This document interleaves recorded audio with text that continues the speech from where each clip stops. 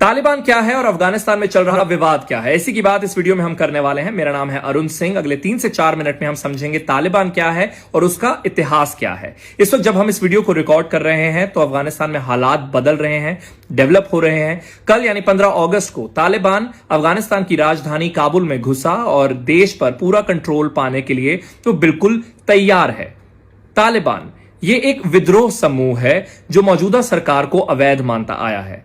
तालिबान इस शब्द का पश्तो भाषा में अर्थ है स्टूडेंट्स। तो 2001 तक ये पावर में थे। पावर हटने के बाद से ये कोशिश में है कि फिर से पावर में आया जाए। इनके इतिहास की अगर बात करें तो बात है 1978 की, जब अफगानिस्तान में कम्युनिस्ट गवर्नमेंट का राज था। लेकिन कम्युनिस्ट गवर्नमेंट का विद्रोह करता था इस्लामिक गुरिल्लाज मुजाहिदीन। अब इन दोनों के बीच में कॉन्फ्लिक्ट था, इसीलिए बीच में आया सोवियत यूनियन। 1980 में मुजाहिदीन फाइटर्स जो थे उन्होंने सोवियत यूनियन का मुकाबला किया, सोवियत ऑक्यूपेशन को हटाया।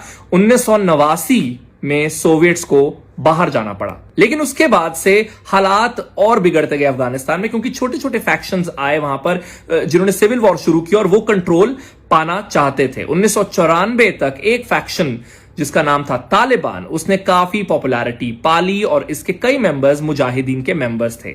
लेकिन 1996 में पूरी तरह से एक तरह से कह सकते हैं कि अफगानिस्तान पर तालिबान का कंट्रोल हो गया और इन्होंने एक स्ट्रिक्ट वर्जन शरिया का जो है उसे वहां पर लागू किया, जो एक इस्लामिक लॉ है। लेकिन इसके रूल्स बहुत ही स्ट्रिक्ट थे, जैसे कि सिटीजन्स को परमिशन नहीं थी गाने सुनने की, मूवीज देखने की, औरतों को परमिशन नहीं थी बाहर जाकर काम करने की, और उनको कहा जाता था कि अपनी बॉडी को पूरी तरीके से कवर रखिए। एजुकेशन का उन्हें एक्सेस नहीं दिया जाता था। मर्दों को कहा जाता था कि वो एक किस्म की दाढ़ी जो है वही रखें। तो कुछ इस तरीके के स्ट्रिक्ट लॉज जो है वो वहां पर लागू कर दिए गए। अब इसके अगले चैप्टर पर आते हैं, जो है 9/11 वाला चैप्टर। 9/11 के बाद अलकायदा के उसामा बिन लादेन पर यूएस की नजरें थी और तालिबान और अलकायदा दोनों के रिश्ते काफी मजबूत थे।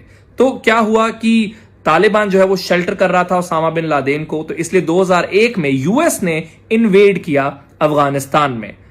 उसके बाद जो तालिबान है उसे पावर छोड़नी पड़ी। एक नई इंटरिम गवर्नमेंट को फॉर्म किया गया। साल 2004 में कंट्री का नया कॉन्स्टिट्यूशन बनाया गया और यूएस ने एड देनी शुरू कर दी ताकि वहां पर डेवलपमेंट का काम हो सके।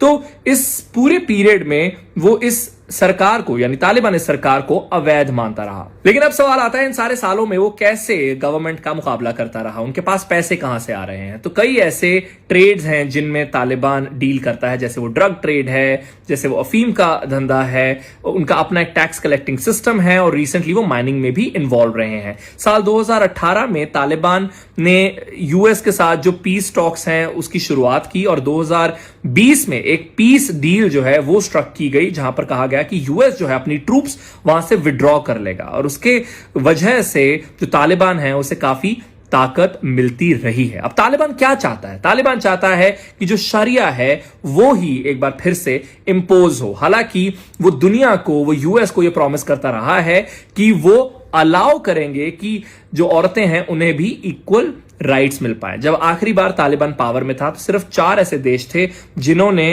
इस ग्रुप को या उनकी पावर को रिकॉग्नाइज किया और वो थे Pakistan, Saudi Arabia, the UAE और तुर्कमेनिस्तान। मौजूदा स्थिति पर आते हैं। तालिबान ने पूरी तरीके से देश पर कंट्रोल कर लिया है और कह रहा है कि वो तैयार है डिक्लेयर करने के लिए एक नया इस्लामिक एमिरेट ऑफ अफगानिस्तान।